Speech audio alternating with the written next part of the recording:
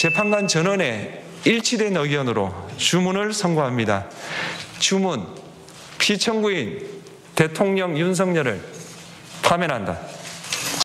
그냥 예상했던 판결이긴 한데 네. 그것도 역시 세상에서 제일 듣기에 좋은 아름다운 문장이라는 생각이 들었어요.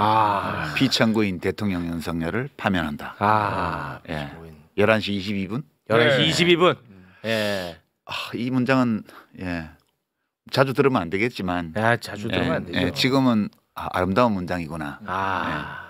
제가 쓴 거예요. 그런 직업을 가진 사람으로서 잘 썼죠? 네, 문장도 비문이 거의 없었고요. 네, 그 의사 전달도 굉장히 명료하게 되는 거였고 논리적인 구조도 상당히 수준 높았고요. 그러니까 이제 지금 그동안에 여러 썰이 돌았잖아요. 네. 지금 와서 생각해 보면 왜 그렇게 서로 상충하는 썰들이 많이 돌았을까? 네. 그리고 그 중에서 가장 그럴 법했던 거는 뭘까? 그리고 썰 중에서는 즉 반대로 봐야 되는 건데 거꾸로 썰이 돌아간 건 없었을까? 네. 이런 것 좀 생각해 볼 수 있죠. 우선 우리가 이제 이 문제를 판단하는데 지금 헌법재판관이 나중에 누군가가 회고록에서 정확히 밝히지 않는 한은 네. 사실을 확인할 수는 없어요. 뭐 그렇겠죠. 그러나 그런 전제를 두고 그런 제한 조건 아래에서 생각을 해보면 네. 우리가 이제 그 판단하기 되게 어려웠던 거는 헌법재판관들 사이의 관계가 어떤지에 대해서 우리가 정보가 없었어요. 그러니까 8명의 헌법재판관이 우리가 헌법재판소로서 헌법을 수호하는 최종적인 권능과 의무를 가지고 있는 기관으로서 우리들 각자는 견해가 평소에 다른 점이 많이 있지만 철학도 다르고 인명과 경위도 다르고 다 다르지만 우리가 헌법이 규정하고 있는 헌법재판소의 역할을 하기 위해서는 우리 모두가 자제하고 서로 존중하고 때로는 절충하면서 그거를 추구해야 된다.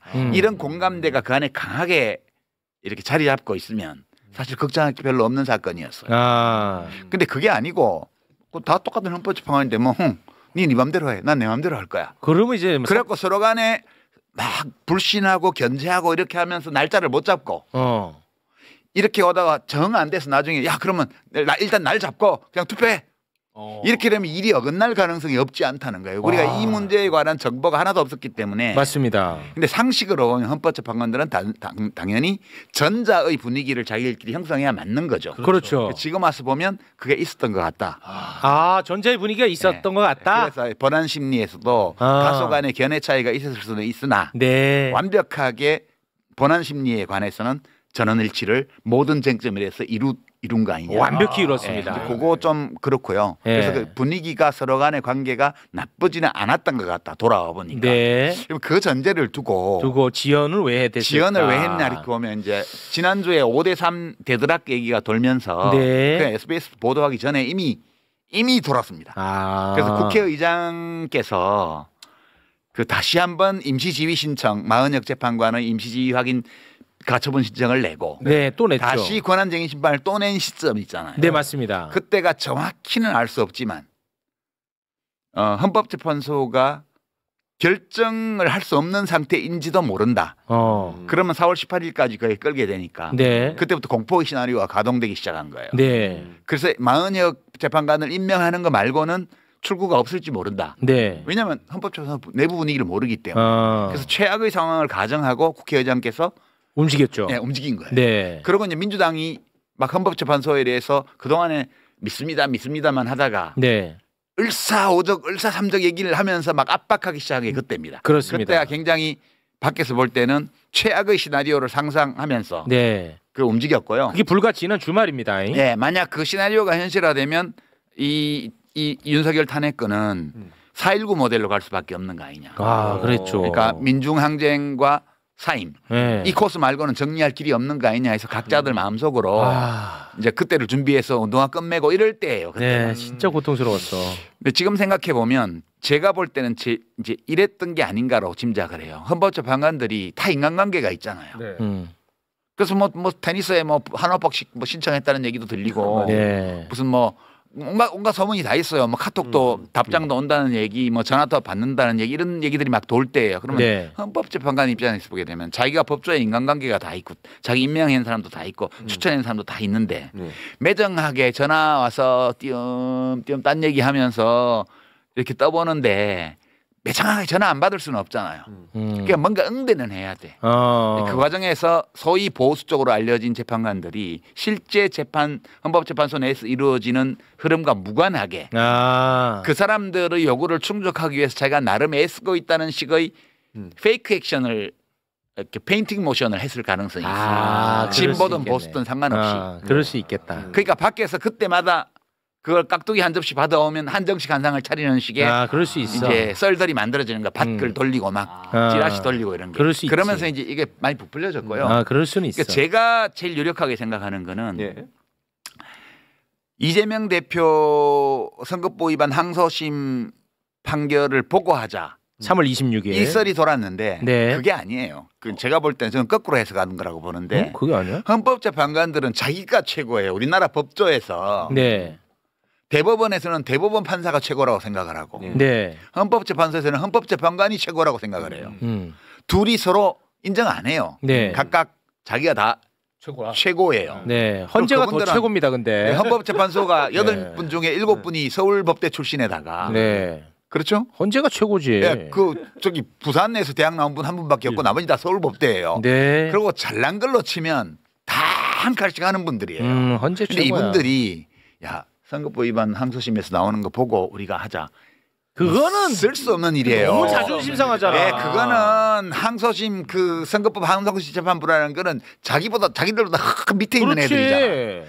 저거 하는 거 보고 우리가 하자는 건 말도 안 되는 말도 안 돼. 그게 아니고 탄핵이에요. 탄핵 인용이에요. 만장일치로. 그거는 3월 초에 이미 다 알았어요. 다 알았어. 제가 볼 때는 본안 심리에 관해서는 이견이 거의 없었기 때문에 네. 있어도 사소한 거였기 때문에 탄핵 인용은 이미 한 달도 더 전에 정해져 있었어요. 네.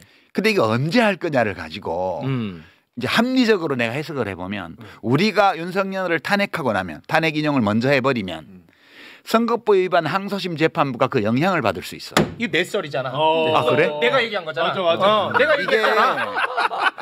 적어도 헌법재판관들의 머릿속에는 자기들이 최종적이고 최고고 그렇지. 우리의 선택이 다른 사람한테 영향을 주는 거지. 그렇지. 내가 다른 법관의 선택에 영향을 받는다는 건 있을 수 그렇지. 없어요. 그리고 4월 2일 재보궐선거에 영향 끼칠까봐. 그것까지는 모르겠지만 그것까지는 모르겠지만 여하튼 그래서 일단은 3월 26일 이후에 해달라.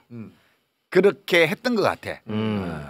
그러고 나서 그게 이제 내 전제는 헌법재판관들이 어느 정도 헌법재판소가 자기의 헌법적 역할을 하기 위해서는 각자가 자제하고 서로 존중하고 때로 절충해야 된다는 공동의 인식을 갖고 있다는 전제위에서 하는 말이에요. 네. 그러니까 이제 이게 지나치게 소리 나지 않게 완전한 만장일치로 이 본안 심리를 끝내기 위해서는 네. 탄핵 인용을 빨리 하자는 쪽에서는 그걸 존중해주고 그러면 그거 지나고 해요. 그 대신에 그거 지나면 빨리 해야 돼요. 그렇지. 라고 하고 그쪽에서는 그래 뭐 그까지 밀어줬으니까 자기들은 또 할 바를 다 했잖아. 밖에다 대고. 그러니까 끝나고 나서 11일 날 하나 4일 날 하나 이렇게 하다가 밖에서 막 돌 던져대고 막 난리 났었지. 국회에서도 그렇고. 막 국민들의 어떤 헌법재판소에 대한 신뢰도도 낮아지고 그렇지. 그러니까 그 자기의 헌법재판소라는 이 기관을 사랑하는 마음이 또 있을 거 아니에요. 헌법재판관들 자부심과 이런 그럼요. 그것이 견디기 힘들었을 것 같아. 그래서 확실히 처음에 4월 11일로 했다가 4일로 땡겼는지는 모르겠으나 네. 여하튼 그 두 분의 헌법재판관 임기가 끝나기 전에 선고한다. 이것까지는 정해져 있었어. 그분들 8분이 어느 정도는 돼 있었을 것이다. 네. 우리 대한민국의 보수 진보 있고 판사들 성향은 다 다르고 다르지만 네.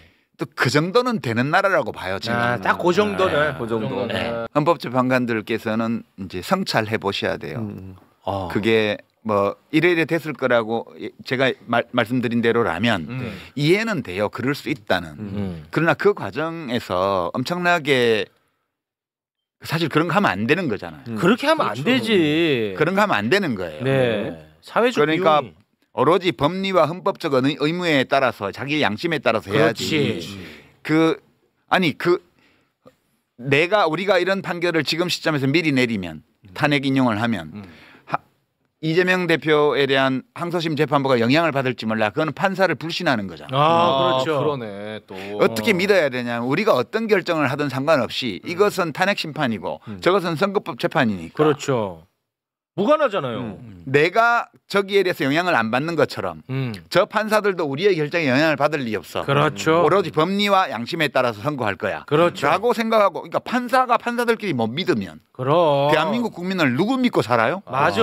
이러면 안 되는 거고요. 한덕수 씨에 대한 그 탄핵 소추 기각한 거 있잖아요. 그거가 판결문을 보면 정말 수준 이하입니다. 맞아요.